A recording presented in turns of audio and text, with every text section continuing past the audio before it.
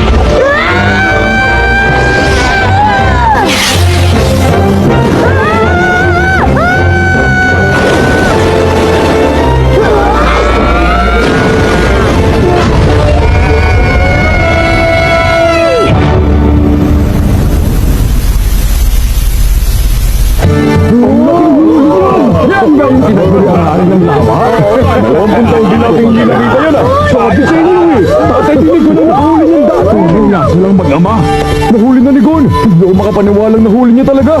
Makita mo ba, Mito?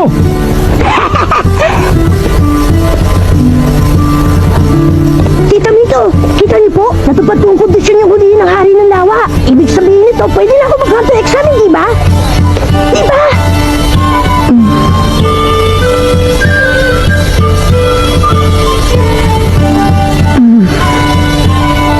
Gagalingan ko po, asahan niyo yun. Magiging hunter din ako, pangako!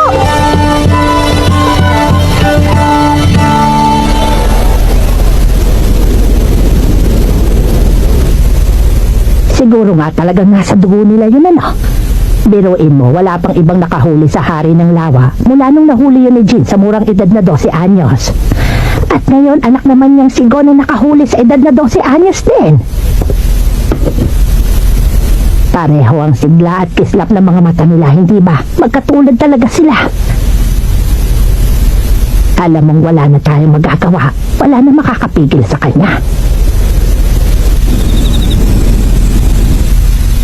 Desidido ka na ba talaga? Opo. Hindi mo kailangan gawin to. Alam mo namang iniwan ka ng tatay mo nung musmus ka pa lamang para maging hunter siya, hindi ba? Opo, alam ko. Mas pinili niyang maging hunter imbis na alagaan ka. Ang galing po nun, di ba? Huh? Importanteng trabaho kasi ang pagiging hunter, kaya niya po nagawa yun. Kaya gusto ko din. Hindi birong trabahong maging hunter, delikado yun. Palaging nasa panganib ang buhay mo. Anumang oras pwede kang mamatay. Naunawaan mo ba yun? Hindi po, Tita Mito. Pero gusto ko pong maintindihan. Gusto kong maging hunter para maunawaan ko na lubos kung bakit yun ang piniling gawin ng tatay ko.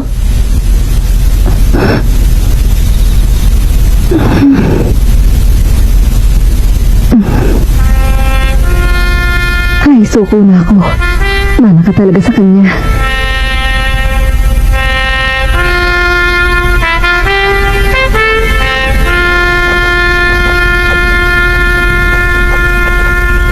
Hindi ko kayo bibiguin, Tita Mito. Makakapasa ako sa exams at magiging hunter din ako. Basta ang gusto ko, makabalik ka dito ng ligtas. Kaya mo bang ipangako sa akin yun? Opo! Pinapangako ko po! Pangakong binitiwan sa kaibigang hinliliit, ang hindi tumupad akay ng siling pinitpit. At sabay, kiss!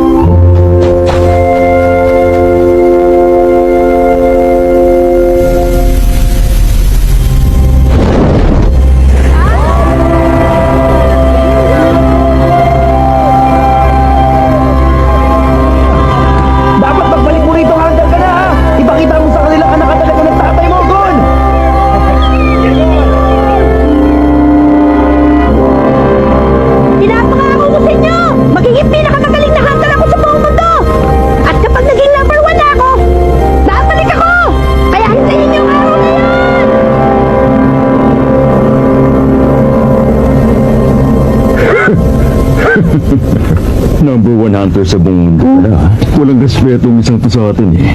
Bawat taon, milyon-milyon mga aplikante mula sa iba't ibang sulok ng mundong sumusubok para makapasa sa hunter exam. Pero mabibilang mo na sa daliri ng kamay mo nakakapasa. Kaya huwag kang pakasisiguro sa mga sinasabi mo, bata.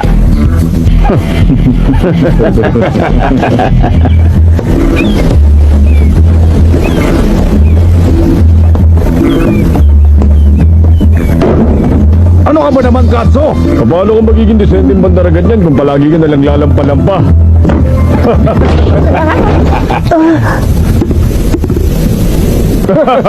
Hoy, bawal ang tutulog-tulog sa trabaho. Ano ba tangiingay nyo? Balik na sa trabaho. Opo. Ikaw, hindi mo ba ako narinig? Huwag kang babagal-bagal, kilos na. Opo, Kapitan. Sandali lang. Naiwan. Salamat.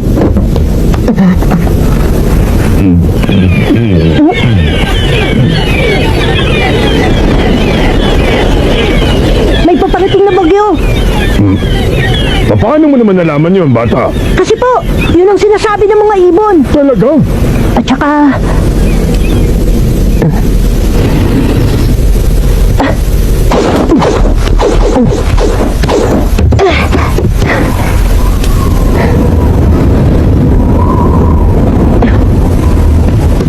Hindi po basta bagyo, napakalakas na bagyo po! Oo. Maniwala po kayo! Parating na, naamoy ko po sa hangin! Ang batang to.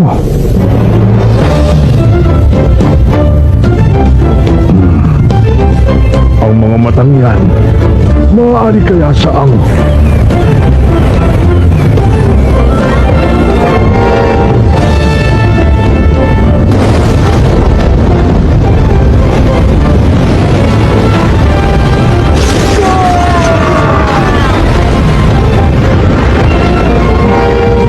Kapitan! Hindi na ba matataglan ng mastil natin ang hangin? Kailangan ibaba na ang mga layas! Huwag niyong ibababa! Nagsisimula pa lang gumanda at takbo ng biyahe natin eh!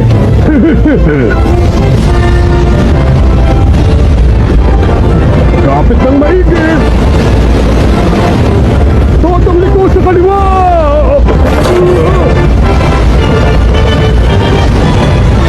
Lipat na!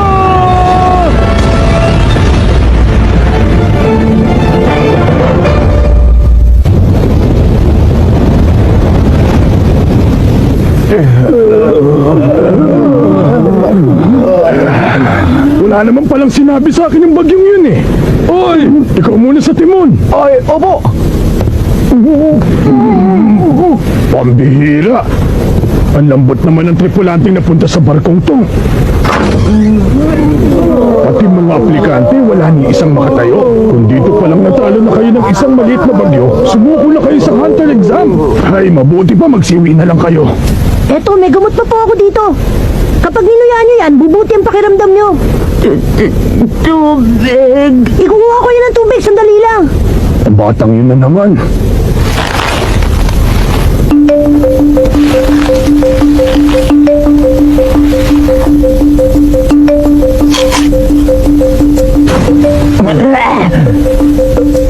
Ang asim naman sanas na to. Aba, mukhang may iilan din palang tigasin na naligaw dito sa barkong to ngayon ha. Makikiraan po. Heto rin tubig. Maraming salamat. Ayan, sige. Inumin nyo na to.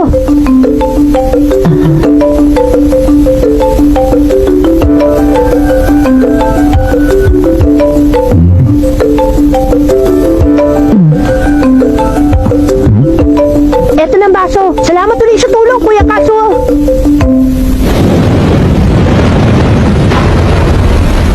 Bago ang lahat, kung maaari magpakilala muna kayong tatlo. Ako po si Gon. Ako, Kurapik ang pangalan ko. Ako lang naman si Leoreo. Ngayon sabihin niyo nga sa akin, bakit niyo gusto maging hunter? Teka, hindi ka naman examiner, kaya sino ka para interviewin kami? Sagutin niyo na lang ang tanong ko, pwede ba? Gusto ko po maging hunter kasi hunter ang tatay ko. Iniwan ko ang Whale Island para mag-hunter exam kasi gusto ko pong malaman kung bakit pinili ng tatay ko na magtrabaho bilang hunter. Whale Island? Kung ganon, anak nga ni Jin ang batang ito. Sa wakas, dumating na rin ang takdang panahon Hoy bata! Ha? Hindi mo dapat basta sinasagot ang mga tanong niya. Sinasabi ko lang naman kung ba't gusto kong maging hunter. Kasasabi ko lang na hindi siya examiner, hindi ba? Kung ayaw mo mag-isip, makisama ka na lang. Sangayon ako sa sinabi ni Leorio. Hoy, mas bata ka sa akin, di ba? At hindi tayo close, kaya Mr. Leorio ang itawag mo sa akin. Mas mabuti kung mag-iingat tayo. Kesa magbunyag ng impormasyon, mag-imbento na lang tayo ng sagot. Aba, dinided mo ako, ha? Alam kong hindi marangal na bagay ang manlinlang ng kapwa, pero kapag sinabi ko ang buong katotohanan tungkol sa pinakamalalim kong sikreto, malalagay ako sa alanganin at maaring pati rin kayo madamay. Kaya pasensya na, hindi ko pwedeng sagutin ang tanong nyo. Iniinis mo talaga ako, ha? Pwes kung ayaw nyo talagang sagutin ang tanong ko, walang problema. Narinig mo yan, Katso? Opo, Kapitan. Ipaalam mo sa examination board na may dalawa pa ditong aplikante na aatras sa pagkuha ng exam. Wait, pakiulit na. Ang hihina nyo namang umintindi. Nagsimula ng hunter exam pagtungtong nyo sa barkong ito. Ano sabi mo? Taon-taon, sindami ng mga bituin sa langit ang mga nangangarap maging hunter. Walang panahon, pamamaraan o pagkukunan ng mga examiner para suriin ang ganong kadaming aplikante ng sabay-sabay. Kaya ako nandito. Ang mga tulad ko ang inatasan na gawin yun para sa kanila. Kung trabaho namin ang salain ng latak, ipinarating ko na sa examination board na lahat ng ibang aplikante sa barkong ito, maliban sa inyo, umatras na. Kaya, kung sa pipitsuging bagyo pa lang, tumitiklop na sila. Ngayon pa lang alam ko nang wala na silang kahit katiting na pag-asa sa hunter exam. Naintindihan nyo na. Ang tsansa ninyong makausad sa aktual na exam ay nakasalalay sa akin at sa desisyon kong ipasa kayo o hindi. Kaya ang payo ko, pag-isipan ninyong mabuti ang isasagot mo sa akin. Yun naman pala eh. Bakit kasi hindi niya nalang sinabi sa atin nung una pa lang? Ako ang natitirang huling miyembro ng angkan ng kuruta. Ang buong angkan ko ay nilipol ng isang grupo ng mga kriminal 4 na taon nang nakakaraan. Isa lang ang layunin ko sa pagiging hunter, ang hanapin ang Phantom Gun. Kung ganon, hinahangad mo pala maging bounty hunter. Siguro naman alam mo na ang Phantom Gang ay may Class A bounty. Kahit ang mga pinakabiyasang hunter hindi sila magalaw, masasayang lang ang buhay mo pag tinarget mo sila. Hindi pagkamatay ang kinatatakutan ko, kundi ang posibilidad na maaaring sa paglipas ng panahon, ang galit sa puso ko ay unti-unting mawala ng alab. Sa madaling salita, gusto mo lang pala ay maghigante. Bakit ka nandito? Kailangan mo pa bang maging hunter para lang gawin ang bagay na yon? Sa lahat ng narinig ko lumabas sa bibig mo, Leorio, yan na sigurong pinakawalang kwenta. Sabi ng Mr. Leorio eh! Mga lugar na walang ibang may access kundi hunters.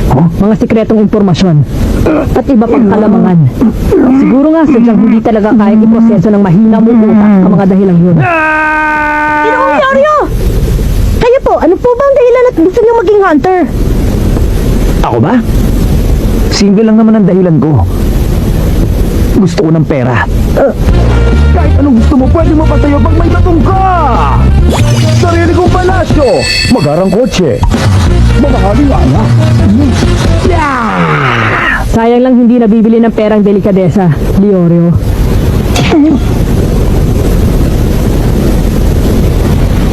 Naka-strike 3 ka na. Dito tayo sa labas. Wawakasan ko maduming ang ka ng mga kuruta ngayong araw na to. Bawiin mo yung sinabi mo, Leorio! Bawiin mo sinabi mo.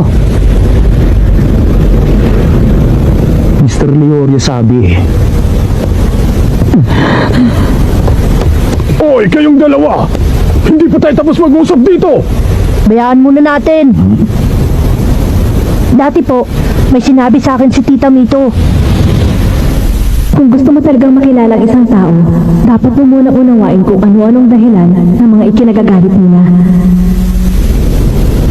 Napaka-importante pong maunawaan nilang dalawa kung bakit sila nagagalit sa isa't isa.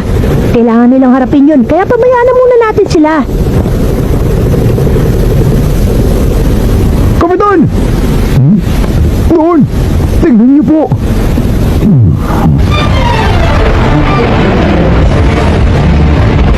Kapag natangay ng higanting ipu-ipong yan ang barko natin, wala na tayong ligtas. Ibaba niyo ang mga layag! Opo, sama ako, tutulong ako.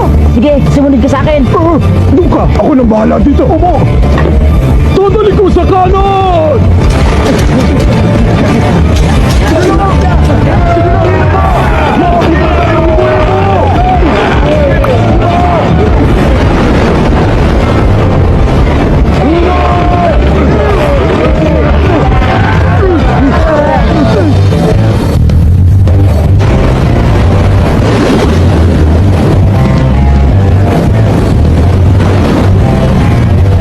Bawiin mo yung sinabi mo sa akin kanina!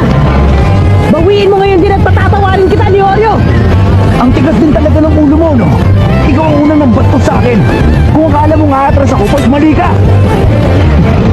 Walang sisihan.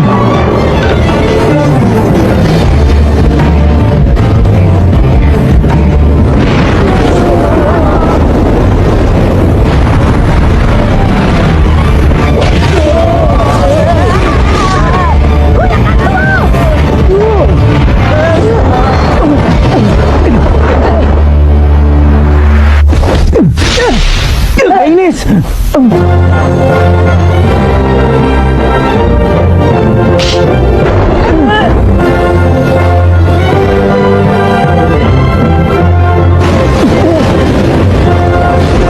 Sabag natin nilakain! Ngayon na!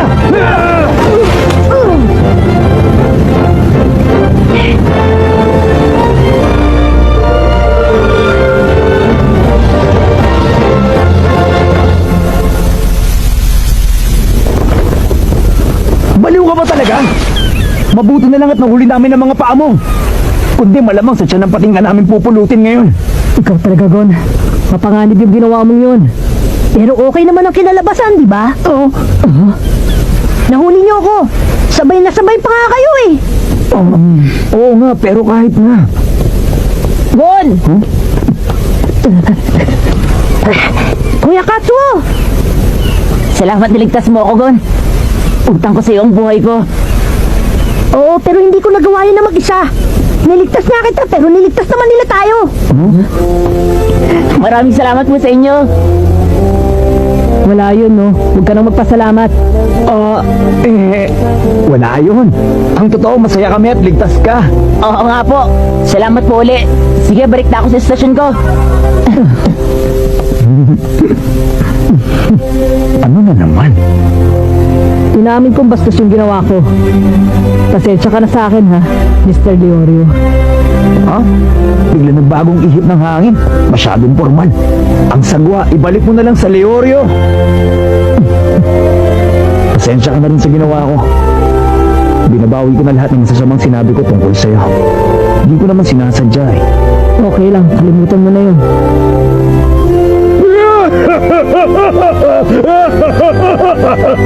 Nakakatuwa naman. Nagugustuhan ko na kayo. Bueno. Relax lang kayo dyan at enjoy ng biyahe. Ako nang bahalang magdala sa inyo sa daungan na pinakamalapit sa lugar ng Hunter Exams. Talaga po? Paano po yung pagsubok niyo? Sabi ko naman sa inyo, ako magpapasya kung pasado kayo o hindi.